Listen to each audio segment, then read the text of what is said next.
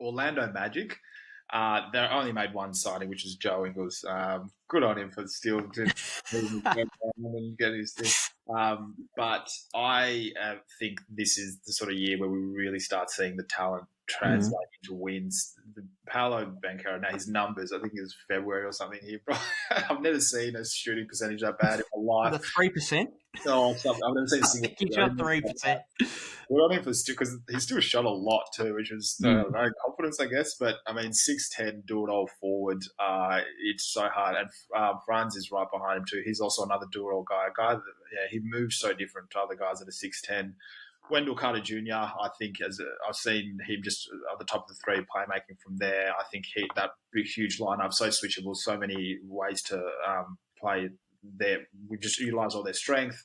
Their guard rotation, I think Markel Ford's getting a little bit healthier, and they signed Anthony Black and Jet Howard, and all scouts seem to really, really like them. So I think the fact that they're building something, momentum, and to me, I'm a big fan of whoever their trainers are underneath them. They're obviously turning these guys into real weapons, because Franz is really impressing me, and Paolo can only go up from a rookie of the year. So Orlando, I think this is the year they start transitioning, really push to maybe even knock on the door of playoffs. But I think they can put a circle around the playing tournament. Where did you have Orlando, and what's your excitement level for Orlando? Yeah, I had them ninth. I love this team. I really do. Paolo and Franz, like, to have that dynamic duo there, it's why I had like Orlando above Indiana, is because you've obviously got Halliburton in at the Pacers. I just don't know who that second kind of all-star level guy is next to him. I'm not saying that Paolo and Franz will be all-star level players necessarily next season, but I just love the talent that those two provide as a pairing there at the forward spots.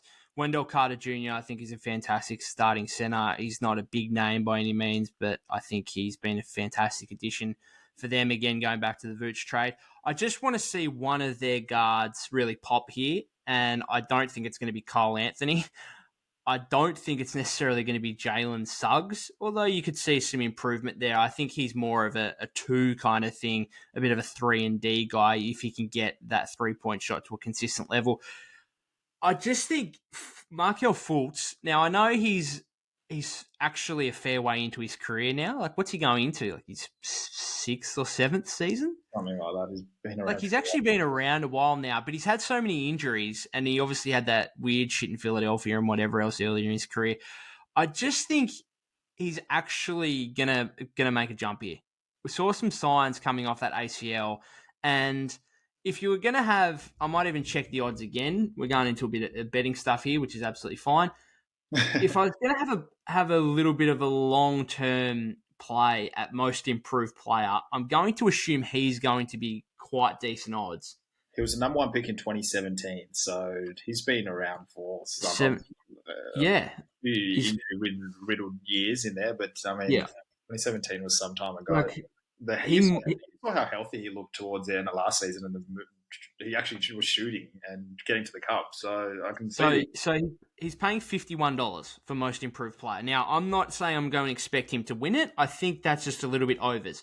You look at the other players who are at $51 odds. Denny Avdia, that's whatever. James Wiseman. Are you telling me that James Wiseman is the exact same as Markel Fultz in most improved? Like, that's ridiculous. Rui Hachimura?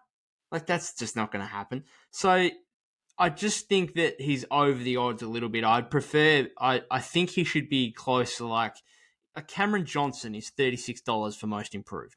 In my opinion, there's a much more chance that Markel Fultz is winning most improved than Cameron Johnson. Like, are you kidding me? Anyway, like, this is a talented young team. Franz is 23 for most improved.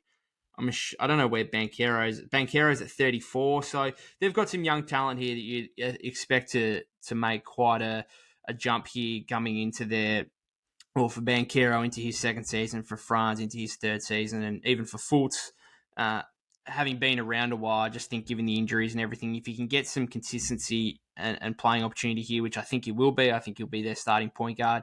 I can see them being a team that makes a little bit of a jump here towards playoff action.